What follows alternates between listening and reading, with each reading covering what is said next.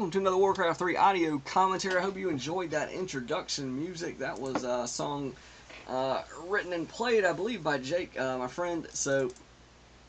But yeah, anyway, this is going to be a 1 versus 1 game on Echo Isles, and it's going to be human versus elf. I'll be the elf player at the top right spawn, and my opponent is playing under the account name Angry Korea Man, and so I hope that music got you hyped up for this game because it's a pretty interesting game. I don't know if this is the guy that used to play under this account name, Angry Korea Man. I only played a couple of games recently against the person under this account name, and he does like to go for the Blood Mage, which was something that the Angry Korea Man of the past seemingly did pretty much every game that I saw him play. I went Blood Mage first.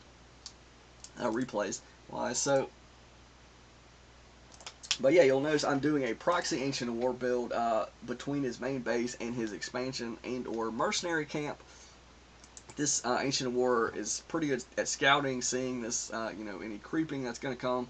And the fact that I built it so early, sending the Wisp immediately is pretty important because, as you can see, showing up like right after, I had enough time to build an archer, but after that, his militia and footmen show up. So obviously, I want to have that completed before he starts attacking it.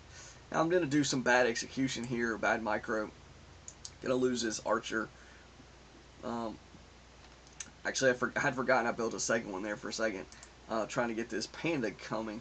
But yeah, the Panda is, my assumption was he was going to either do some kind of tower tech strategy or maybe expand in tower. So I wanted to get the Panda for that reason. It allowed me to, delay my altar and everything. And I'm going to get a lot of damage on his units. One interesting thing to note that I just realized during this game, I'll show you in a second, I killed one peasant and one footman, is I'm going to be at 65 experience. His hero is also going to be at 65 experience. So I lost an archer and he lost a footman. So a footman and an archer, a footman and Ancient War, no.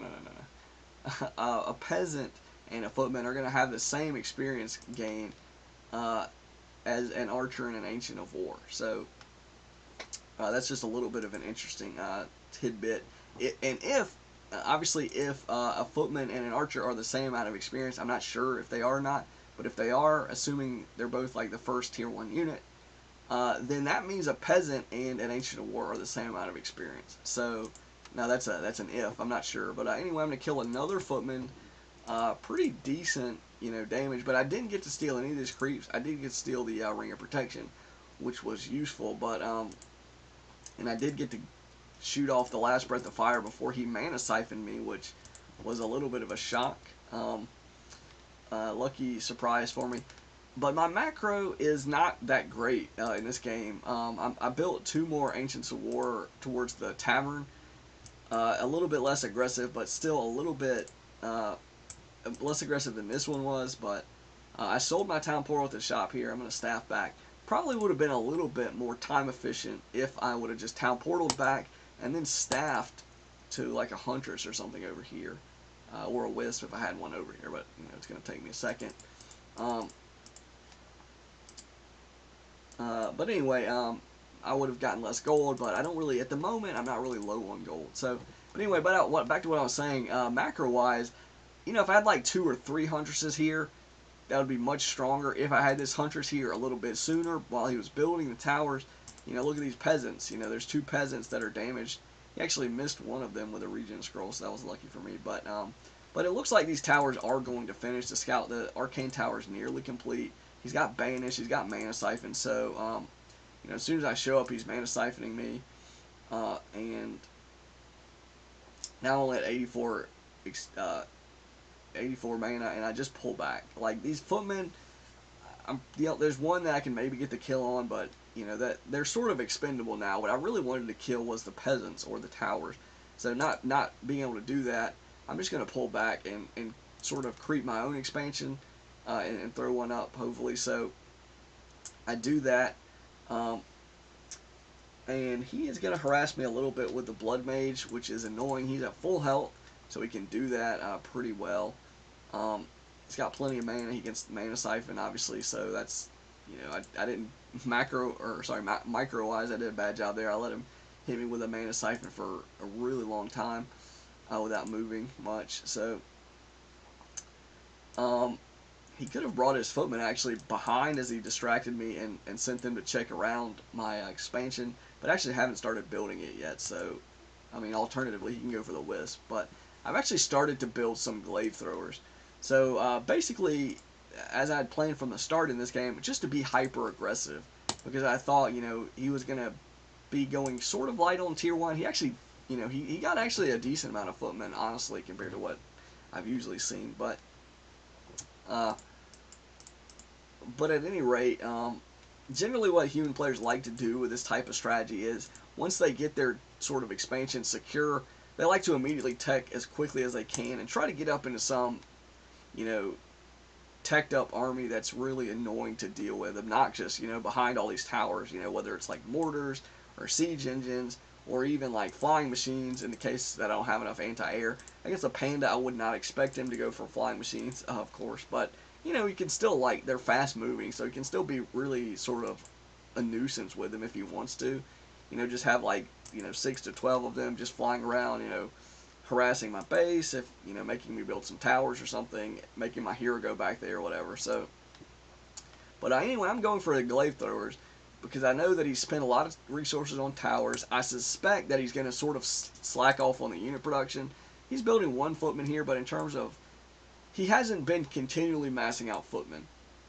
He's going to try to, now he's got a blacksmith. I believe he's going to transition to rifleman, which will be somewhat, it will be effective against both huntresses and glaive throwers, honestly, but yeah, you know, if I get a decent amount of huntresses, and I've got level 3 now, so that's, a level 3 Panda with full mana is very dangerous.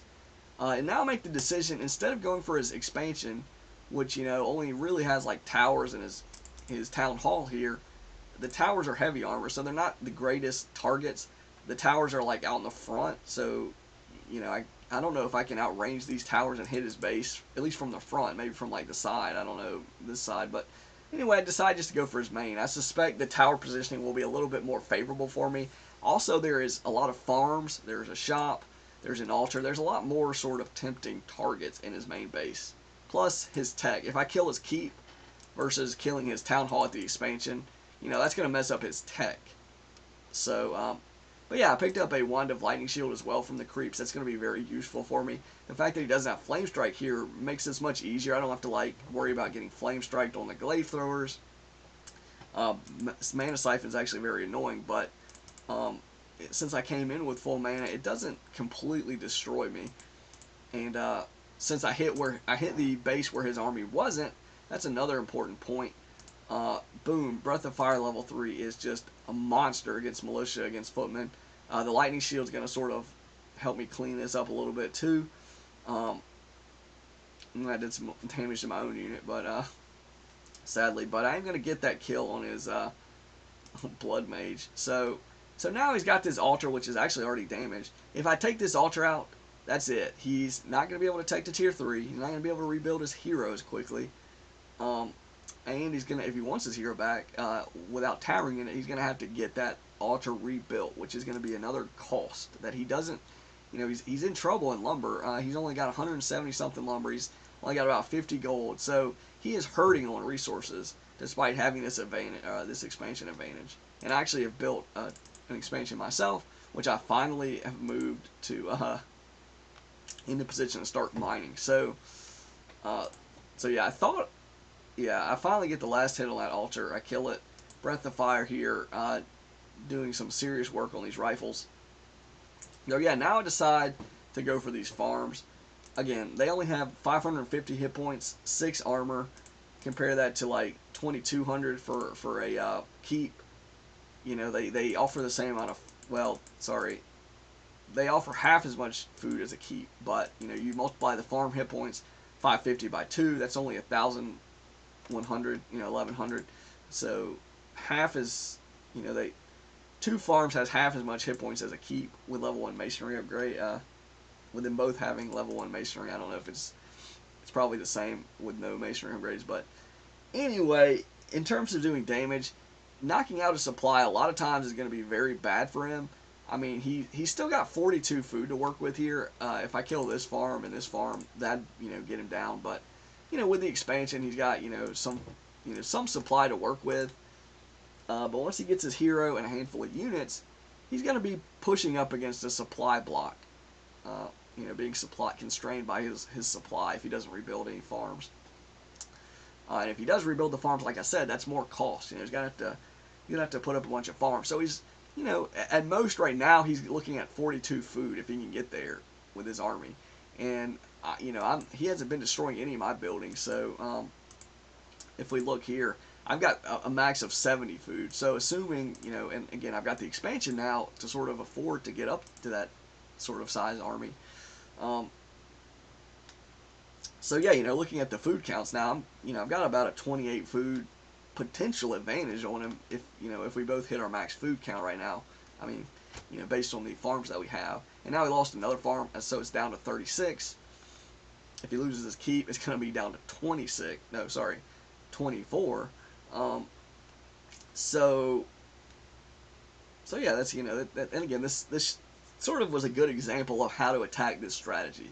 Now again, obviously, both of our executions probably could have been better.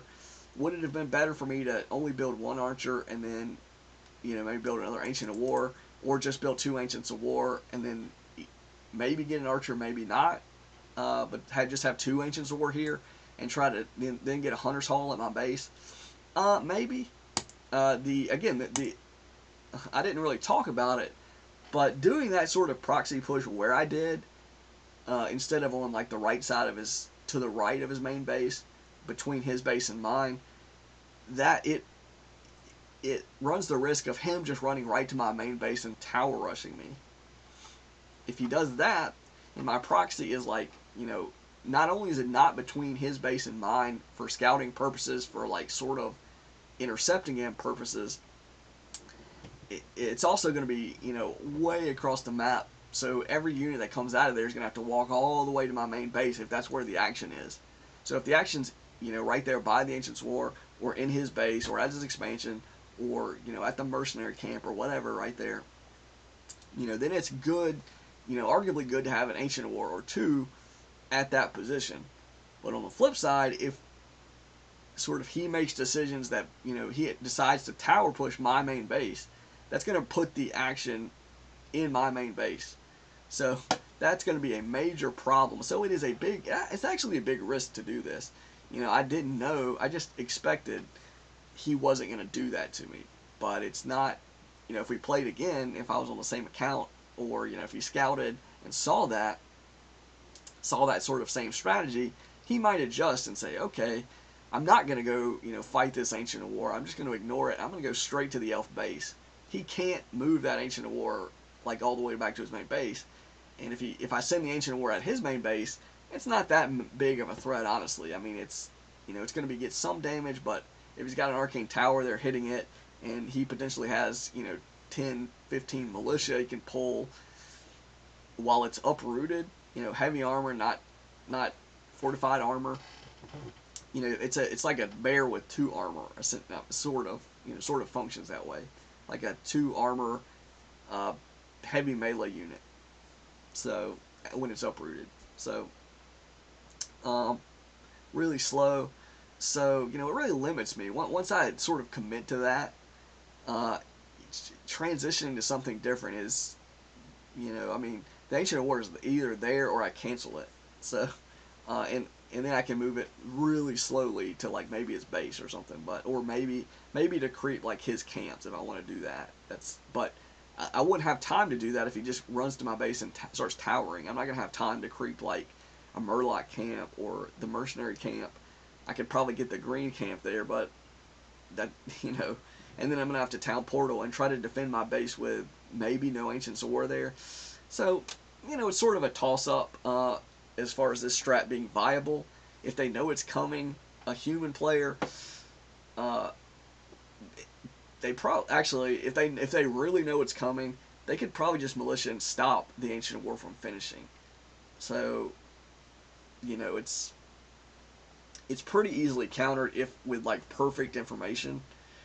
Um, but even if they sort of don't see it until like when he did in this replay, um, it might be I might have to build an ancient war in my main base, or keep a closer eye on where his army is, so I can be prepared to do that if it comes to it.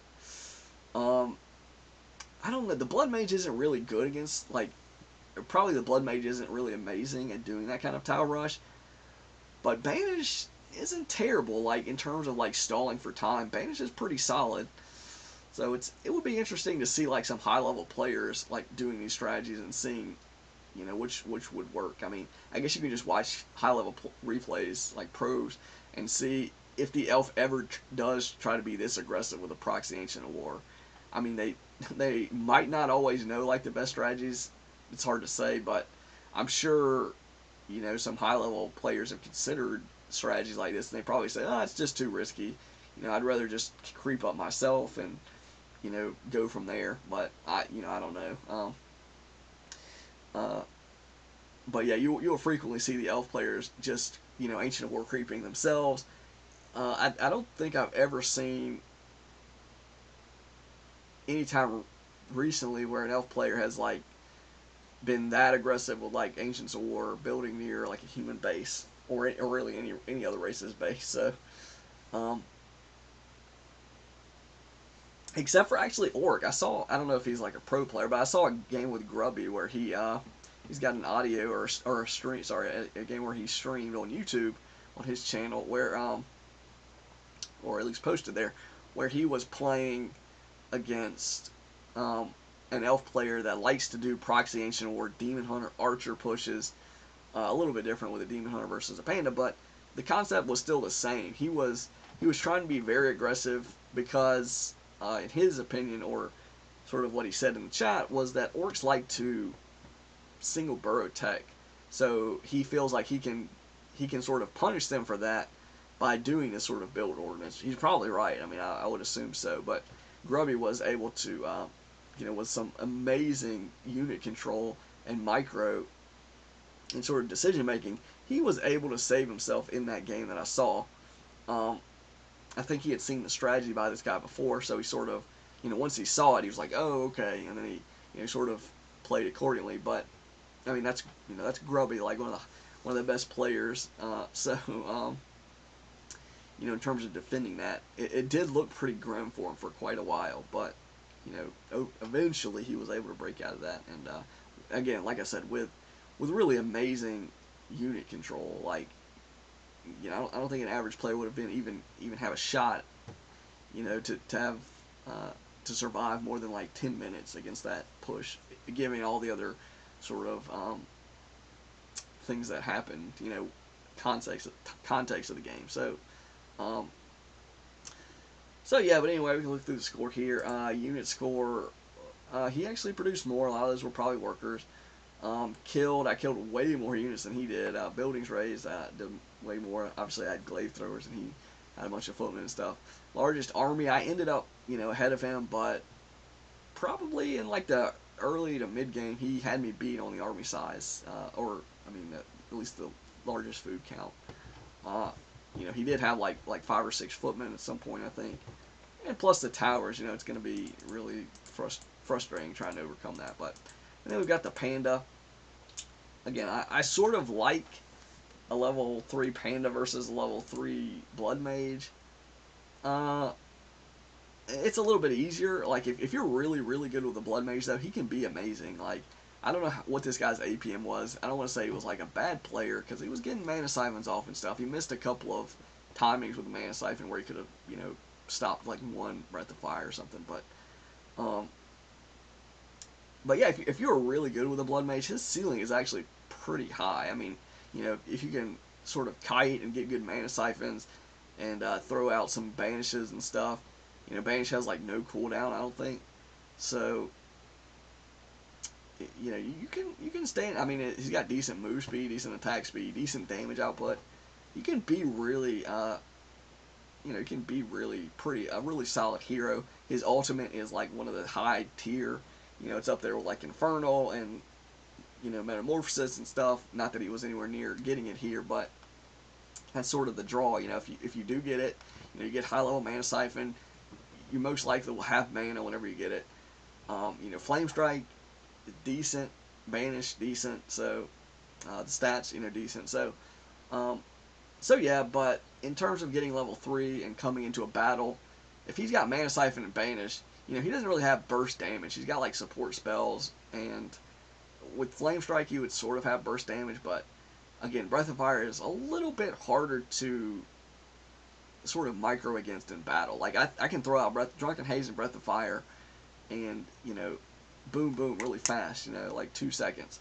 With Flame Strike, he's going to throw down a Flame Strike, and it's going to show me a graphic of him, like, channeling it for a second, and it's going to, like in a second and a half or 2 seconds or whatever the little animation is, it's going to give you a chance to react. Now, I guess you could say against the Panda, you just need to react to wherever the Panda's going. Like, if he's moving towards your units, you know he's about to try to hit Drunken Haze and Breath of Fire, so that's your chance to react there. But anyway, with a Flame Strike, you're going to have a little bit more of a sort of cushion how fast you have to react, as he casts his spell. So, and the same with Mana Siphon. When he casts Mana Siphon, you're going to see pretty clearly, oh, he's Mana Siphoning. It's a channeling spell, so and he's not attacking when he's channeling it. So, but the main thing is you see him do it, you just pull back, and that's the counter. Just get out of range if you can, or like an invulnerability potion or invisibility potion. So yeah, that's sort of what I would say there about these strategies. Again, I thought the game was pretty decent. This proxy strategy might be viable if they don't react correctly, for sure. If I micro better, that would have been good, but it also might be a little too risky, like I was sort of pointing out, especially if they know it's coming and they know how to react to it. I don't know how easy it would be to defend a tower without Ancients of War in your base. I can imagine, I have done it before, but, when it was like immediately done or something, but if it was a little delayed, like they ran to expand, and they said, oh, I can't expand, and then they went to tower, and I had a Panda, I don't know, my Panda's going to probably be there by their army, so I can, on the way to my base, I can probably punish his workers, maybe kill most of them, so it's a question mark. Plus, I can, at that point, decide to build Ancients of War my main, if I see it about to go down, so question mark in terms of how strong the strategy is. Something to work with, something to tinker with, though. That can be fun, just sort of a wild card thing to try. But anyway, I hope you enjoyed the music. Got you hyped up for this Panda game. Resources, he actually mined about 2,500 gold more than me. So, and I was the one that actually lost gold to upkeep. He didn't lose any to upkeep. So, yeah, the lumber harvest, he had me beat a little bit there. But anyway, I thought the game was fun. And until next time, this is ScryMind signing out.